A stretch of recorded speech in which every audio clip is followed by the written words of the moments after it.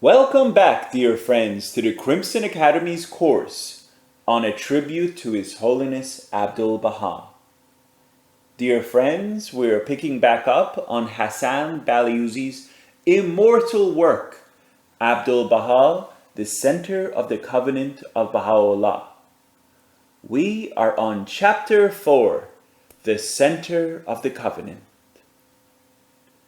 Baha'u'llah had raised his peerless son to be the center of his covenant. In a document which he designated Kitab-e-Adi, the Book of My Covenant, a document the like of which cannot be found in the whole range of the scriptures of mankind, he made his purpose indubitably clear that Abdu'l-Baha was to be the head of his faith, the expounder of his word, the unerring balance by whom falsehood was distinguished and separated from truth. This covenant which Baha'u'llah established with his people, and not only with them, but with the entire human race, has no parallel in the records of religion. In the Epistle to the Son of the Wolf, the final book revealed by the pen of Baha'u'llah, he spoke of his testament as the Crimson Book, the ark of his testament, God's testament, which we find mentioned in the Revelation of St. John, is this testament of Baha'u'llah. The world had never seen the like of Baha'u'llah's testament, neither had it seen the like of his covenant. In the words of Abdu'l-Baha, the pivot of the oneness of mankind is nothing else but the power of the covenant. Again in his words, the sure handle mentioned from the foundation of the world in the books, the tablets and the scriptures of old is not else but the covenant and the testament. And again, the lamp of the covenant is the light of the world. That which can give concrete form to the oneness of mankind, the oneness with which God has endowed his creation, is the teaching and precept of Baha'u'llah. Nothing else can make or will make the spiritual unity of mankind a fact indisputably acknowledged and upheld by all the denizens of the earth, the prime principle operative in every sphere of human activity.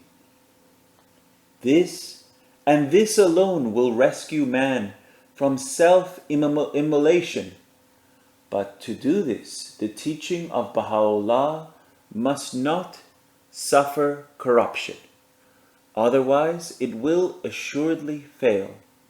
It is the covenant of Baha'u'llah, the invincible power of which has been tested and proved time and time again, that has preserved and will preserve the integrity of his teaching. The covenant, and the covenant alone, has stayed the hand of the desecrator. Abdu'l-Baha is the center of this covenant. In him and him alone the covenant found its expression. His alone was the authority to divide the faithful from the faithless. In accordance with the explicit text of the Kitab-e-Aqdas, he himself has testified, Baha'u'llah hath made the center of the covenant the interpreter of his word, a covenant so firm and mighty that from the beginning of time until the present day, no religious dispensation hath produced its like.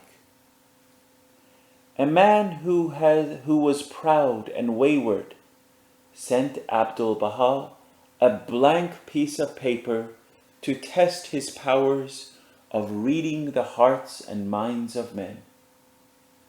Abdu'l-Baha answered him, O thou who posed a test for Abdu'l-Baha, is it seemly for a man like thee to test a servant submissive and lowly before God?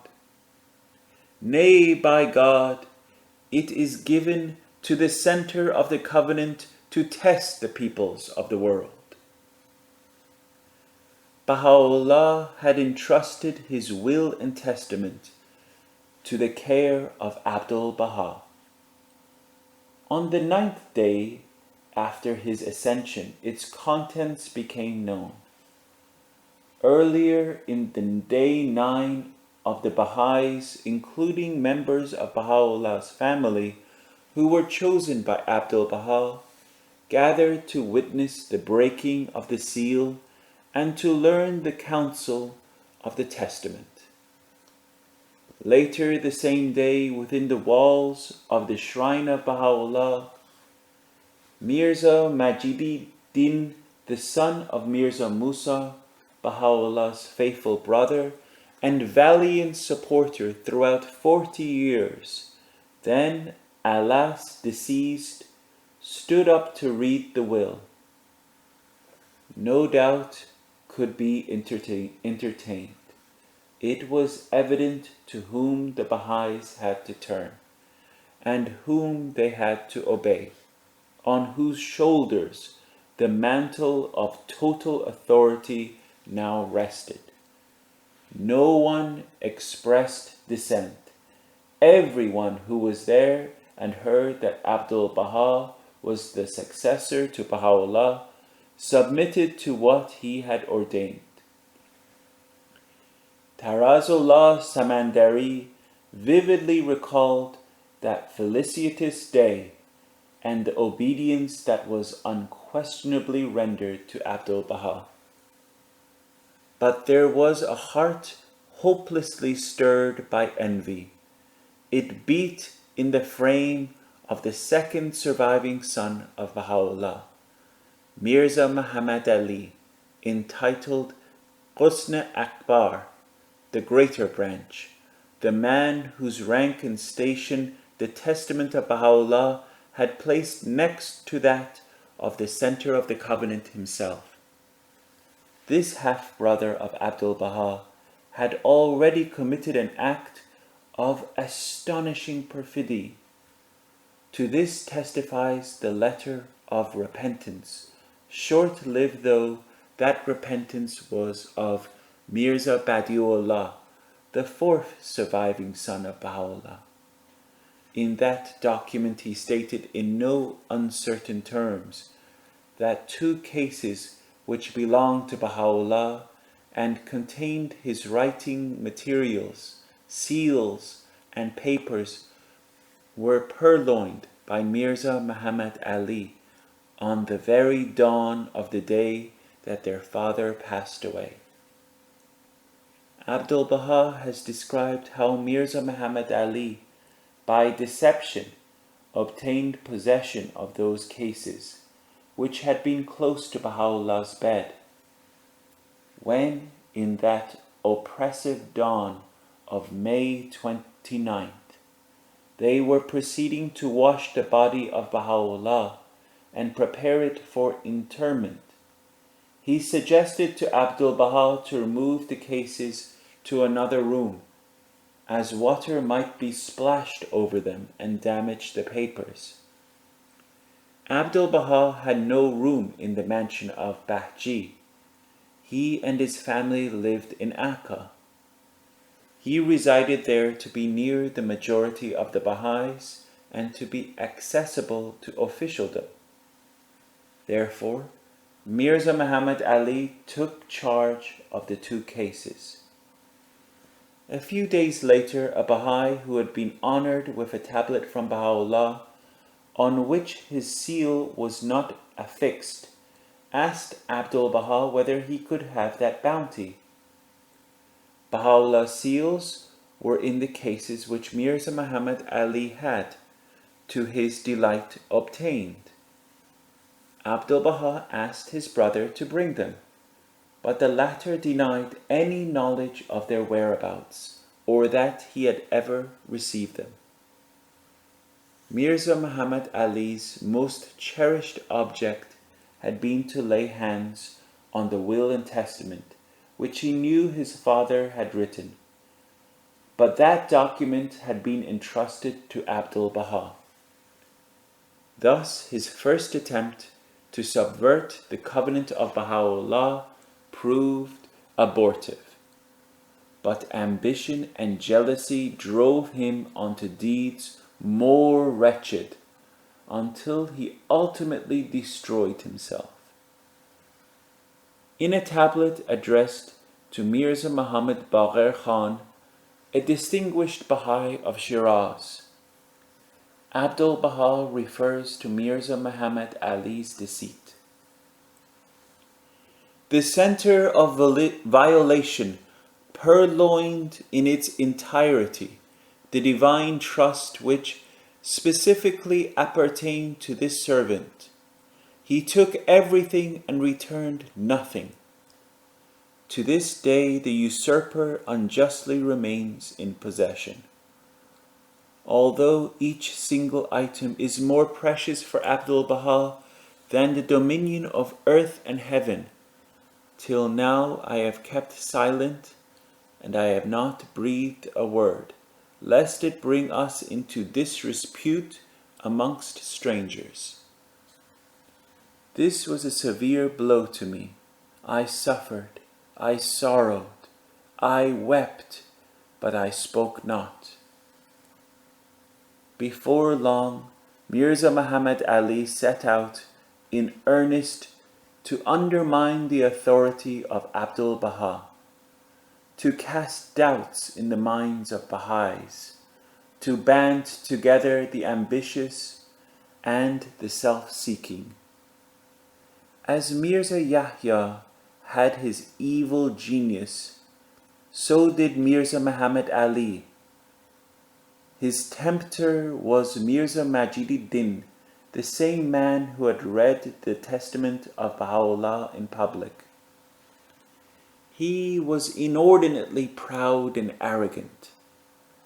The present writer has a vivid recollection of him haughtily stalking the streets of Haifa in the late 20s.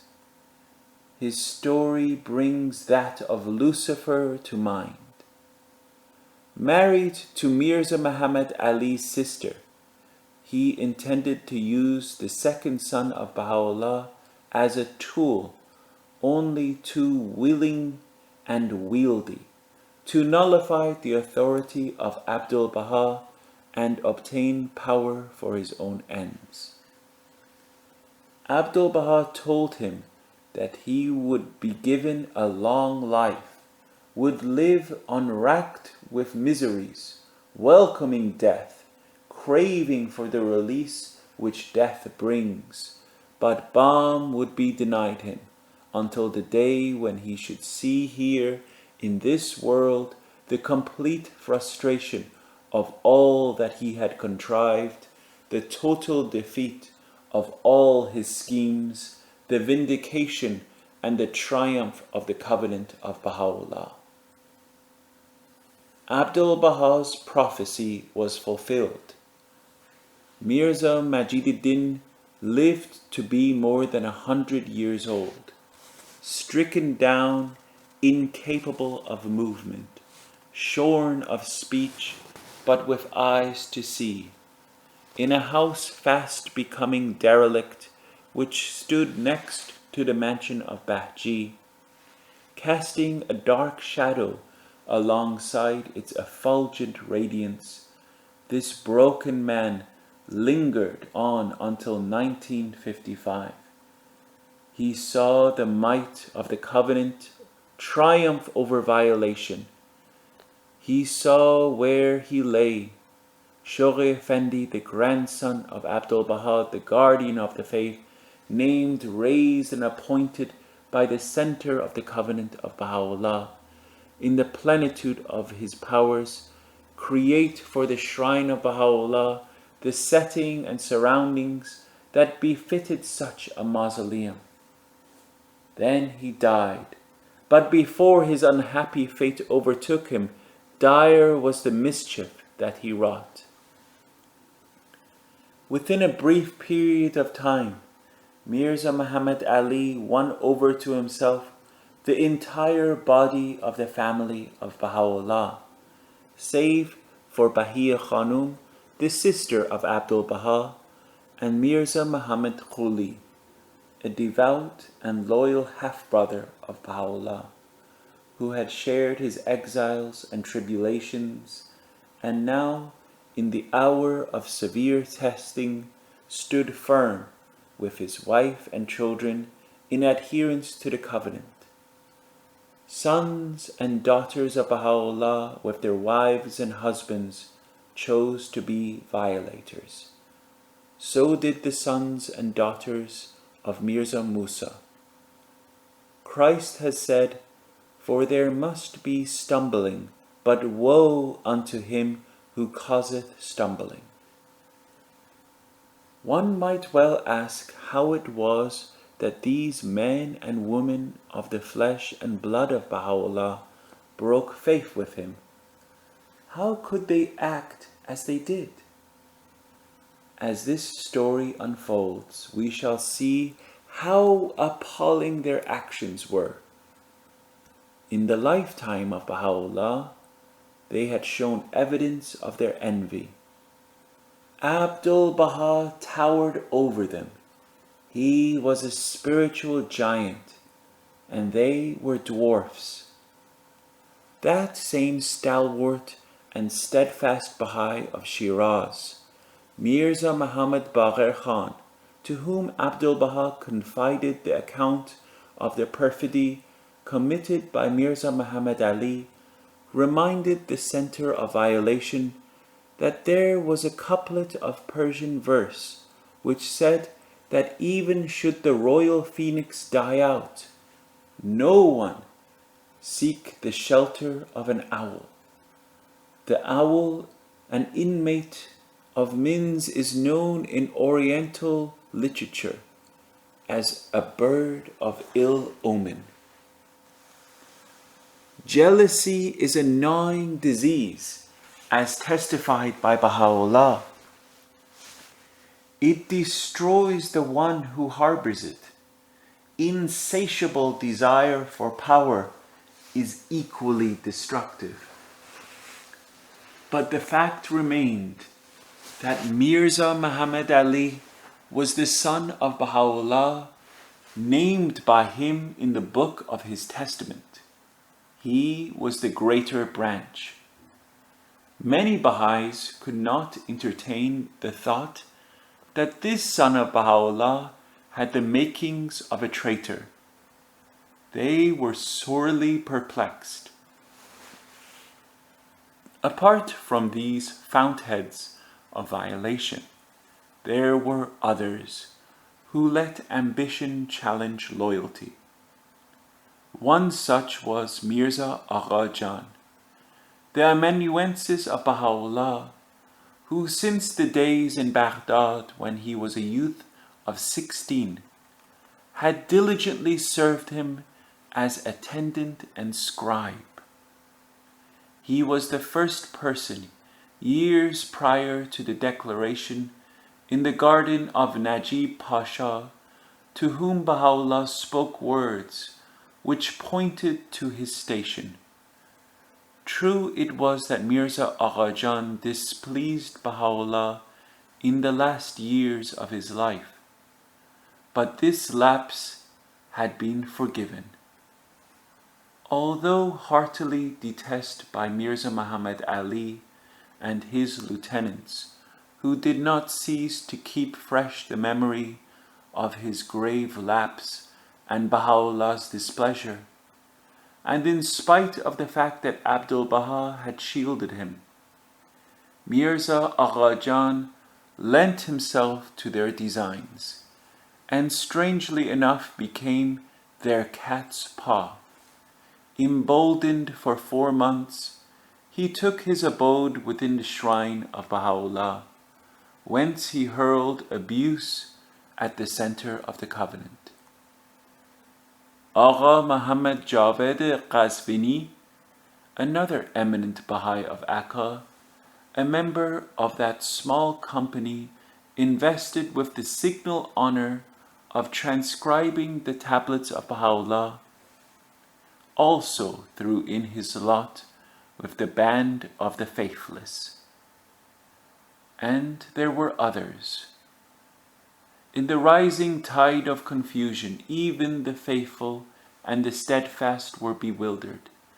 So heartbroken was Nabil by the ascension of Baha'u'llah and the unmistakable signs of disloyalty in the midst of his family that he drowned himself in the sea. It was a problem truly baffling and intractable that the sons and daughters of Baha'u'llah, whom he had enjoined his followers in his testament to revere, should ignore that same testament and contend with the most great branch, whose supremacy was indubitable and whose incomparable qualities had always been acknowledged. It must be remembered that in those years, the shrine was very different from what it is today. There was a courtyard with rooms opening into it, as previously mentioned. The house which became the shrine had been the home of the great Afnan, Haji Mirza Sayyid Hassan, the brother of the wife of the Bab. He was deceased, but the property belonged to his son, who was already showing signs of disaffection. The time came when Abdu'l-Baha was almost alone.